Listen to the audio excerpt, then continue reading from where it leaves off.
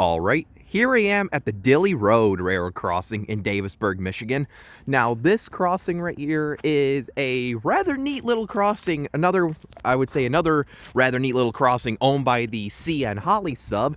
And this is also, and I also decided to stop by and tour this today on my way towards, the downriver area to catch the CP holiday train. And I figured to stop by and tour this because this is one out of very few gateless crossings on the CN Holly sub. As you can see, it's on a dirt road in a rural area. And this also features some pretty cool stuff, let's just say some more typical things you would find on the CN Holly sub.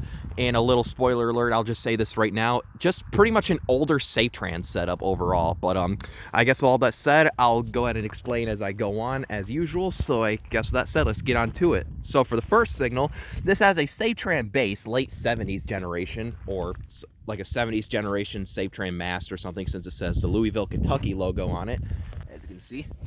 And here's the emergency information. The dot tag and the dot number is 284344X. And I believe there used to be a sticker of some sort on this side. Not sure what that is. And if you look over here, there's an old Grand Truck Western dot tag that's pretty chewed up. But yeah.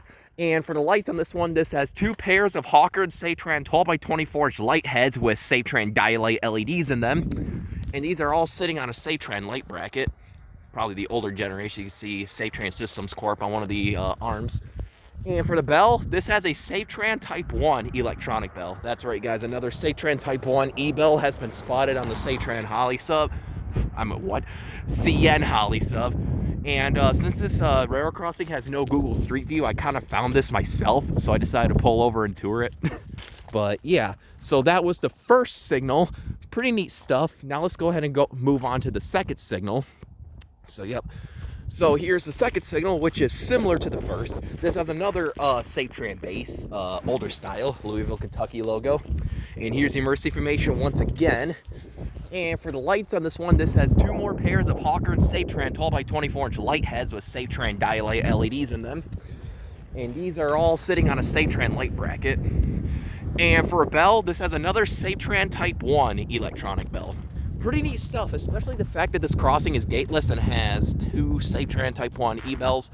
Typical find on the CN Holly sub, minus the gates, as I said. So, yeah, it's a pretty simple crossing in a pretty isolated area. I'd like to catch a train here sometime. But yeah, that right there is all there is to show for the equipment here at Dilley Road. Here's the relay case, sitting at milepost 40.81. Because this is like the south part of the Holly sub where it nears towards the end, if that makes sense. And this dirt road is busy as heck. Why is there so many cars? I don't know, but yeah, I guess with all that said, let's go ahead and take a look at the track view. Down there is heading southeast towards the downtown Davisburg area, such as the Broadway crossing and I think Eaton Road. You can see a default yellow signal right there. I'm not sure if that's default. It might be a default automatic signal. But yeah, pretty neat stuff to show there. And down there, down there is heading northwest towards a curve, and it kind of continues like that for a while until it hits another crossing. And I believe the next crossing down is called Clark Street. And yeah, and eventually down there that heads towards another crossing we're going to tour in a little bit, which also has another Safetran Type 1 e-bell. Because, I was going to tour all the crossings on the Holly sub that Safetran Type 1 e-bell so I can count them all and log them in. But yeah, I guess with all that said, this was the Dilley Road railroad crossing here in Davisburg, Michigan. Pretty neat stuff. Like I said, I'm not sure what used to be here, mainly because there's no Google Street View of this crossing. But yeah, I guess with all that said, over and out.